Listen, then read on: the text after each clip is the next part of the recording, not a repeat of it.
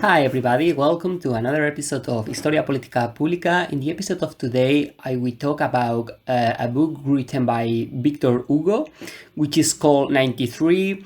It makes reference to the year 1793, which is the fourth year of the French Revolution, the year in which the King Louis XVI was guillotined.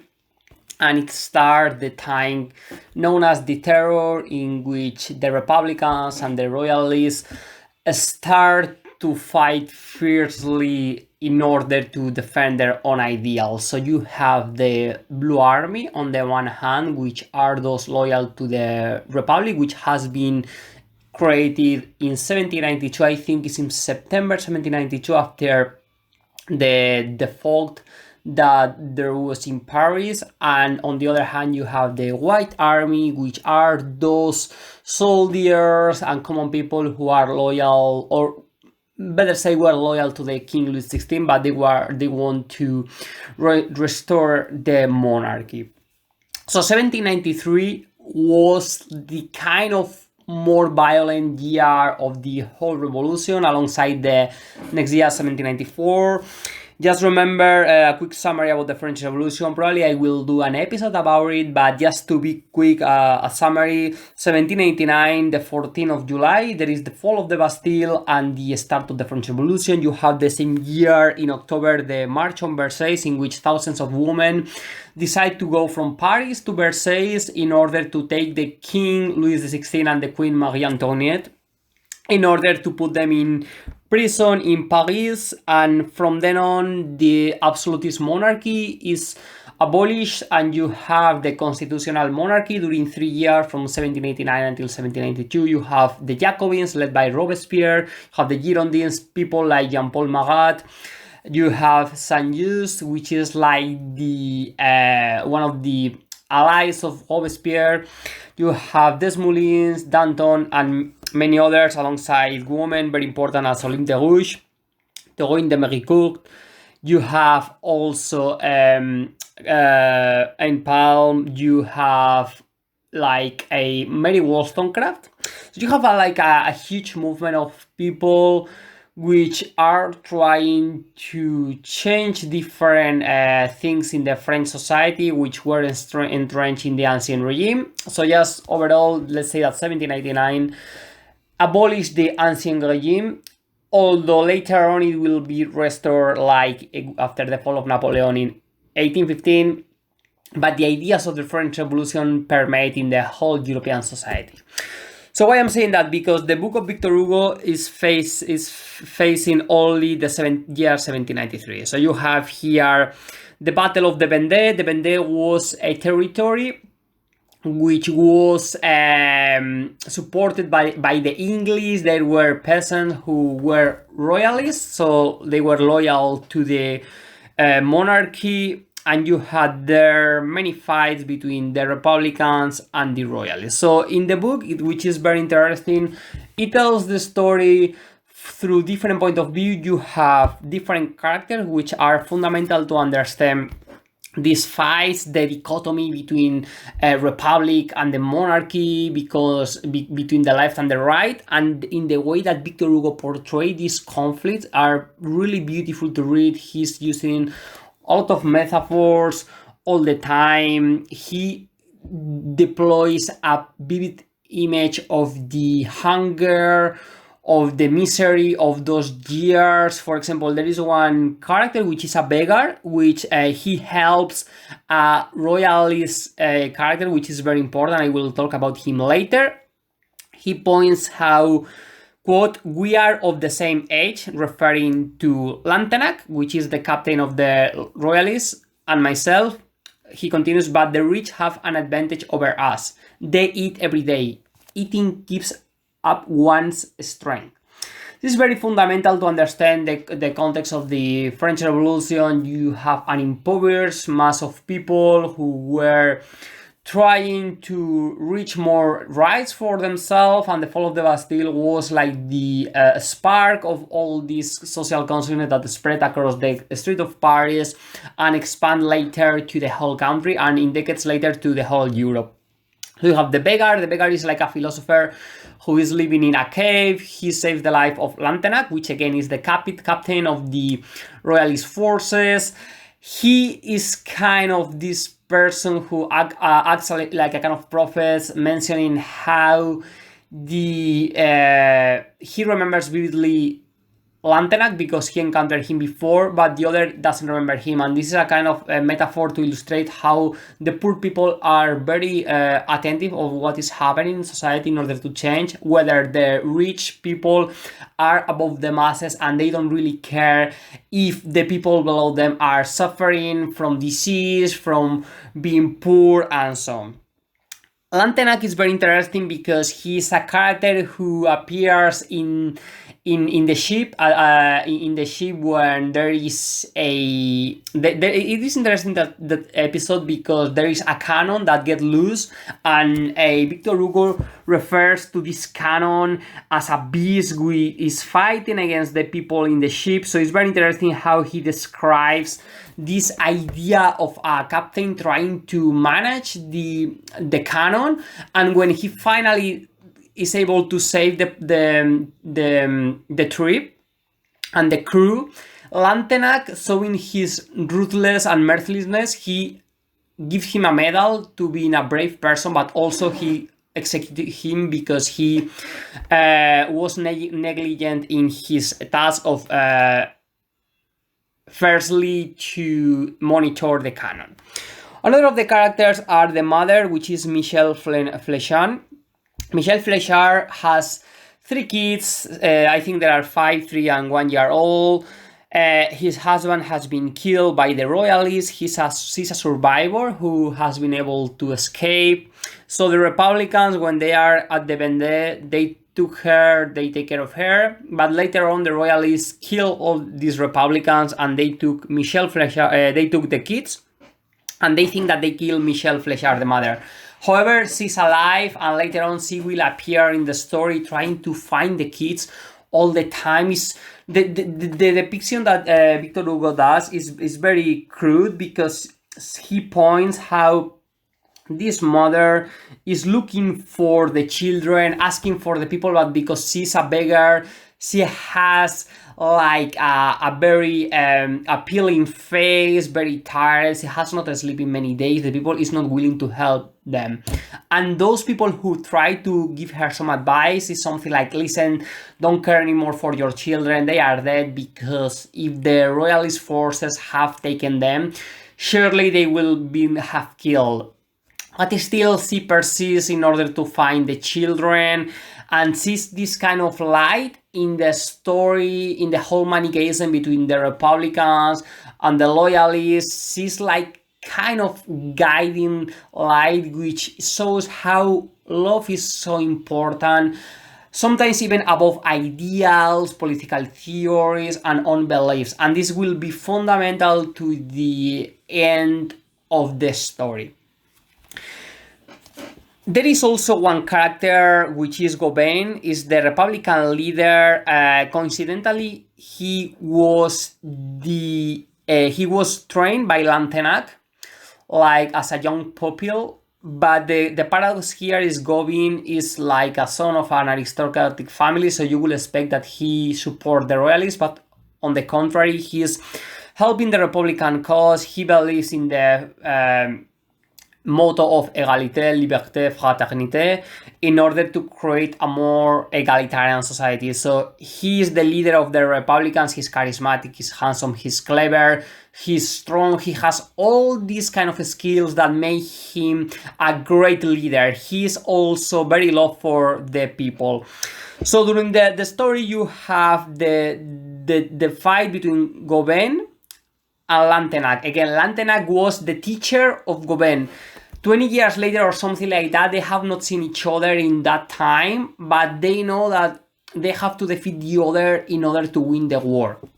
They do not have a kind of face-to-face duel in the whole story, but they are perfectly aware that the other person, the former friend, is on the other side. And both of them, they love the other person, but at the same time they are fighting for different causes. So what do they have to do? This is I guess that Victor Hugo does the same in all his books, because in Les Miserables, which is probably his best book, he points of this kind of internal existential debates between the different characters. So, for example, you have Javert, who is persecuting Jean Valjean because he stole a bread. He was encarceled, and after, when he was given permission to get free under certain conditions, with this kind of letter which he had to get with himself. So, in other words, he was a prisoner all his life.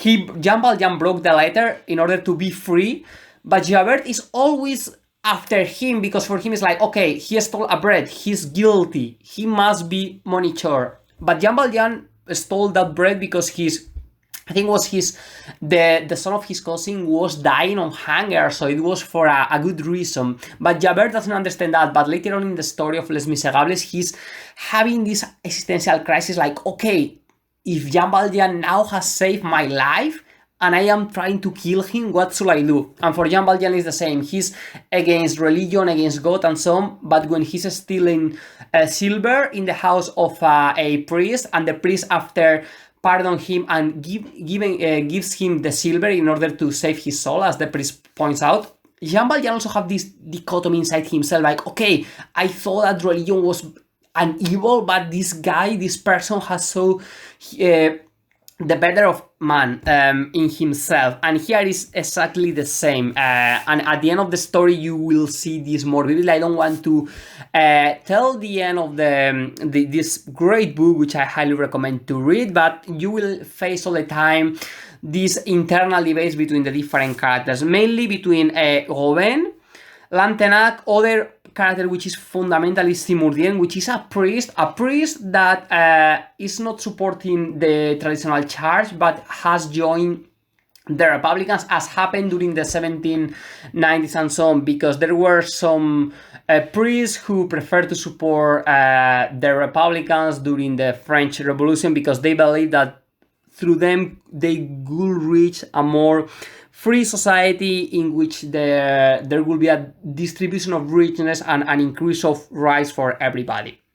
So both of the sides, Royalists and the Republicans, they are idealists, and they have their own kind of legitimacy, and they rationalize their own ideals. On the one hand, the Royalists, they believe that tradition is fundamental to keep a society together, and these ideas of the Republicans are too radical, that there is a kind of natural hierarchy among society in which the king and the church, nobility, the clergymen must stay on top of everybody. But obviously, the French Revolution, you have the bourgeoisie, the third estate, which is commanded by people like Danton, Robespierre, Saint-Just, and so on, which they want a distribution of rights among not everybody. This is very important. The French Revolution was radical at that time, but what it created was the root of the bourgeoisie and later on of capitalism. But the thing is, like the Republicans, their idea is that the richness of a country must be redistributed. They have to create schools for educate most of the people and so on. There is one part of the book which is fundamental. The episode is called The Streets of Paris at that time, in which Victor Hugo makes a great depiction about what was going on in the French capital after 1789. He points, quote, "They no longer said," referring to the people, "lady and gentleman, but citizen and citizeness. They danced in the ruined cloisters beneath a chandelier made of 2 sticks fastened crosswise to the vault roof, burning 4 candles, well the church lamps, etc." Importantly is the concept that they use. So if they no longer say lady and gentleman, it's because they don't feel there are hierarchies anymore. So after the fall of the Bastille and the French Revolution started, people believed that they were equal under the law. And I think it's in September, it is created the Declaration of the Citizens of France, the Declaration of Citizens and Men, in which there is the first constitution in Europe, which basically is very progressive for that time. It tells that everybody is equal under the law. There must be a redistribution of the resources of the country. There must be education and so on. This is a very similar depiction to the one George Orwell does in Homage to Catalonia, in which when he reached Barcelona in December of 1936, after some months after the start of the Civil War, he sees how the people in Barcelona see themselves as equal. He says that nobody calls the other of usted, which is like the formal way to refer to people who are upper in hierarchy of yourself or older, but everybody calls, they refer to each other as equal as two, and some people are dressing in a similar way. They are not kind of so of wealthy and some, and Victor Hugo does the same in Paris. In that sense, Victor Hugo also points how, quote, there was a gloomy sense of pleasure in having put an end to thrones. In other words, a society which at that time it was not a republic still, but had this idea, sorry, in that time it was already a republic because it was 1793, how the idea of equality permeated in the imaginary of every people. So 1793 again start the book after the execution of the King Louis XVI that happened in January of 1793. You have all these battles during the book, but the most important I think is like, apart from being a historical novel, which is very interesting to read, the metaphors that Victor Hugo used, the description of the mother, the suffering of the mother, trying to find the kids, of the Michel Lechard, also the dichotomy between Lantenac, the leader of the Royalists, and a Goben, the leader of the Republic, is very vivid. It seems like a wall kind of difference between each other, because you see under the point of view of the character, you see the good things and the bad things portrayed by the other, but at the end there is a great finish to this story, because it shows how the power of love sometimes can go up the ideologies of each one. Because Simordian, which is the priest and is like the most solid character, which doesn't see his ideas shattered in any time. And in fact, it's interesting because I was researching for this episode, Joseph Stalin, the leader of the Soviet Union, found Simordian, this priest character, very interesting one when he read the book as a young person in his hometown in Georgia. So just to finish the chapter, also we have a very interesting conversation between Robespierre, Danton, and Magat, in which each other they kind of criticize themselves, like, okay, Robespierre, you are the leader of the Jacobins, sometimes you are too moderate. Magat is like the leader of the sans-culotte, like a more radical section of the time, like, okay, Robespierre, you are a bourgeoisie, Magat is like a more revolutionary, and you have Danton, which is this person who the people love him because he's the most charismatic among the masses. Danton was executed by Robespierre. Danton was accused of being a spy of the British, which were supporting the Royalists in the Vendee War, in the French Revolution. The French Revolution was defeated because armies of Spain, of Prussia, England, and other regions were supporting the restoration of the monarchy. At the end, they were successful in their enterprise. But the thing is, like, Danton, who was accused, recently has been discovered that he was in the archives of Britain, that he was indeed helping the British in order to defeat the revolution. So Robespierre and the other revolutionaries like Saint-Just were certain in that time. The book is really interesting. I could do like many more episodes, but I just wanted to introduce yourself in this story, which also tells the different debates that were done in the convention in Paris between the different factions, how the Republic created an idea which was very similar to the Agora in the ancient Greece, in which the people, they were able to engage in politics. It was very important, a kind of daily life affair of everybody, in which everybody wanted to be involved. So it was very important. Also at the same time, the despair aside of Paris, of the mother, the force of the revolution in order to kind of create a new ideas to be introduced, and at the same time the counter-revolution by the Royalists. So overall, this book is one of the best I think I have read this year, and highly recommendable. Remember, the name is 1793 written by Victor Hugo, which was certainly one of the best writers of the 19th century.